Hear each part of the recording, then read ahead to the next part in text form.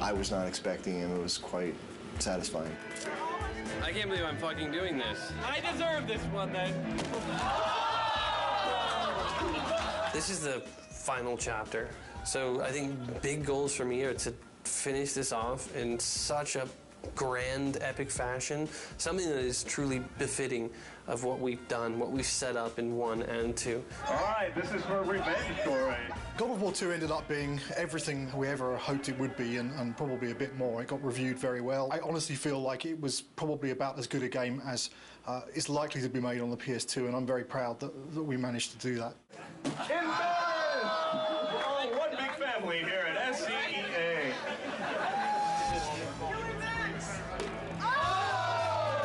Once you start something, you gotta finish it. So that's the way I look at things. God of War 3 is gonna be the conclusion to the story. My hope is to make the best effects I can on the last one.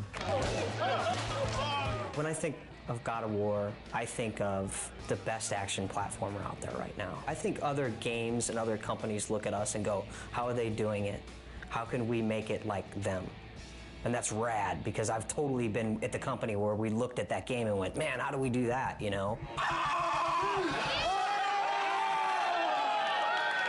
My main hope is that it escapes the destiny of sequels as well as God of War 2 has escaped the destiny of sequels. I'm going to be satisfied if we tie it all up and we can kind of close the book.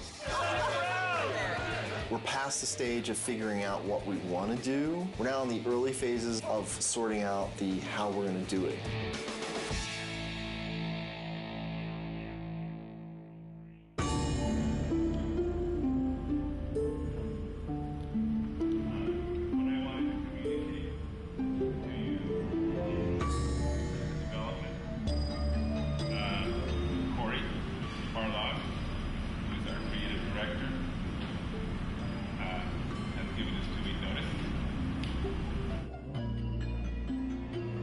Next Friday will be my last day at Sony Santa Monica. The bomb was dropped. It was somber and everyone was quiet and no one said anything, and perhaps there was a tiny bit of shock. It's killed me because I really want to say something, but it's just nothing you can say is going to come across as anything but you're an asshole.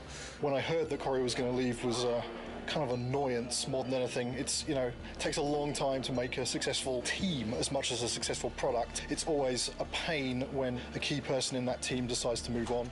First emotion we felt was just shock. Didn't see it coming, didn't expect it. It's like dropping a bomb. Well, it was disbelief, obviously. I thought he would be the last one to leave. Incredibly bummed out, like very, very disappointed. You know, you never really prepared for something like that, you know. They don't warn you very well either. They just kind of spring it on you. It was kind of a bit of a shock. I never expected that Corey would leave the project, so.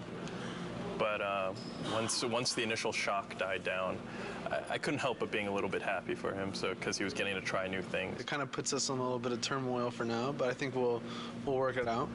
I'm glad he has the balls to stick to whatever it is that he wants, but I'm also a little pissed that he's leaving us in the lurch, just kind of like holding the bag. I mean, I know I want to be here. If he needs to be someplace else, that's what he's got to do. And I think it's better that it happened at this stage in the project than a year from now, obviously. It obviously is a very difficult choice and a difficult time and not a very happy choice to be making. But, you know, on the horizon, the doors are opening. Of course, it's hard to imagine someone stepping into Corey's shoes. He's amazing. Many people wondered whether we could do God of War 2 without David Jaffe, who did God of War 1, and I think we succeeded at that. I think we can succeed at creating a third version without Cory Barlog. I think it's kind of neat, actually. A different director for each chapter.